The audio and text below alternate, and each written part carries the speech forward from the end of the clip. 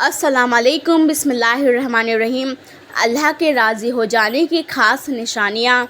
ایسا ہو تو سمجھو دعا قبول ہو گئی۔ ناظرین، اگر آپ یہ سوچتے ہو کہ میں اتنی دعائیں کر رہا ہوں، اللہ سے اتنا مانگتا ہوں، مگر اب تک اللہ کے یہاں سے کوئی جواب نہ آ سکا، میں بالکل جانتی ہوں کہ تمہیں ایسے ہی خیال آتے ہوں گے، تو یاد رکھو، جس طرح تم اپنی زندگی کے ایک ایک معاملے کا حساب رکھتے ہو، اللہ تعالیٰ بھی اپنے بندوں کے ایک ایک سجدے کا، اس کی ایک ایک دعا کا حساب رکھتا ہے۔ ارے وہ تو ایک آنسو سے مانگی دعا نہیں بھولتا، پھر وہ تمہیں کیسے بھول سکتا ہے؟ کیا تم جانتے ہو کہ یہ مشکلات اور تکلیفیں زندگی میں آخر آتی کیوں ہیں؟ تو سنو، یہ جو دکھ ہوتا ہے، اس کے پیچھے بڑی ریزنز ہوتی ہیں کہ ہم معصوم انسان کہاں جان پاتے ہیں۔ یاد رکھو، اس دنیا میں کوئی انسان ایسا نہیں گزرا جس پر مشکلات نہ آئی ہوں۔ اصل میں مشکلات اور دکھوں کا آ جانا اللہ کی طرف سے صرف ہمارا ایک ٹیسٹ ہوتا ہے۔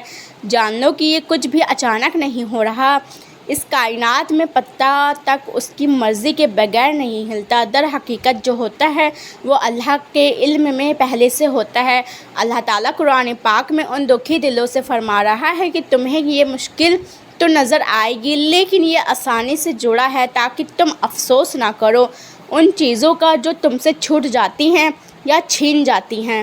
کوئی موقع تھا، ہاتھ سے نکل گیا، کوئی دولت تھی، ہاتھ سے نکل گئی، کوئی تمہاری من پسند چیز تھی جس کو تم بہت ضروری سمجھتے تھے، ہاتھ سے نکل گئی۔ سنو، میرا اللہ قرآن پاک میں خود تم سے فرما رہا ہے کہ جو چیز تمہارے ہاتھ سے نکل جائے اس پر ہرگز غم نہ کرو، کیونکہ اگر تم افسوس کرو گے تو اس کا مطلب کہ تمہیں اللہ پر یقین نہیں۔ اللہ فرماتا ہے کہ میں تمہاری قسمت اور تمہاری تقدیر تمہاری چاہت سے کہیں بڑھ کر لکھتا ہوں۔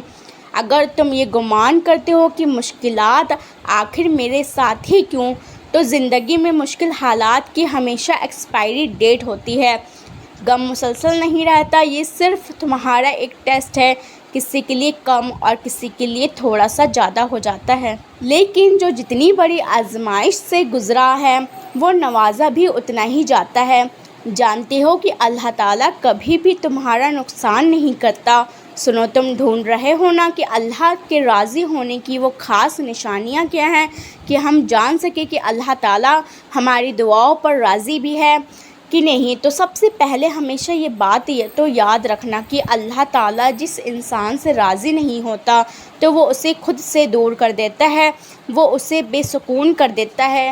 جان لو، اللہ تعالیٰ اس انسان کی پکار اتنی زیادہ پسند کرتا ہے جو اسے آنسوؤں سے یاد کرتا ہے۔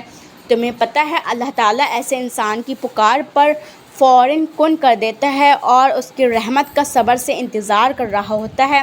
نبی نے فرمایا، جب بندہ کہتا ہے یا رب، تو اللہ فرماتا ہے لبیک، مانگ، تجھے کیا چاہیے عطا کیا جائے گا۔ جانتے ہو، تہجد میں آنسوؤں سے کیا گیا وہ ایک سجدہ بہت جلدی رب سے ان کی خوشخبری سے لے آتا ہے۔ اللہ کی تمہاری دعاؤں پر راضی ہو جانے کی ایک نشانی یہ بھی ہے کہ تمہیں عبادتوں میں بڑا سکون آنے لگتا ہے۔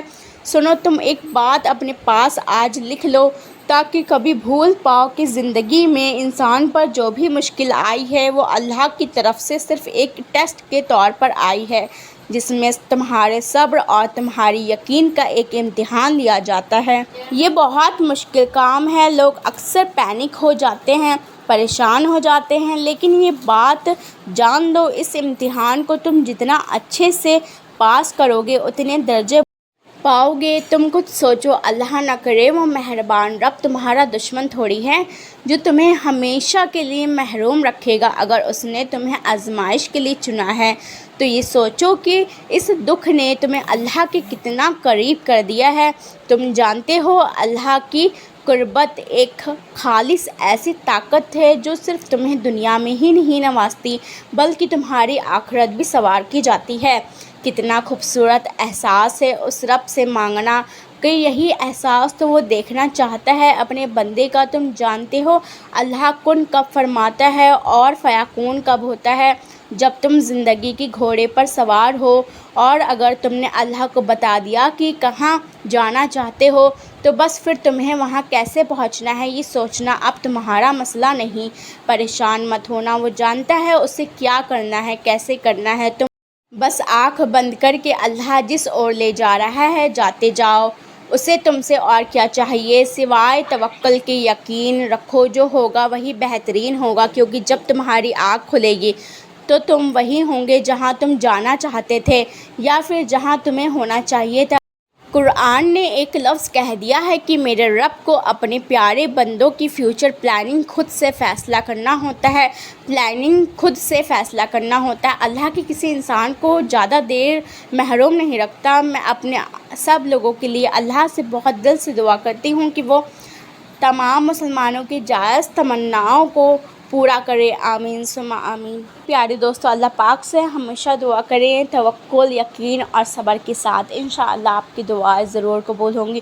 اور ویڈیو اچھی لگی ہو تو ویڈیو کو لائک کر کے شیئر ضرور کر دیجیے گا۔ اچھی باتیں شیئر کرنا صدقہ جاریہ ہے۔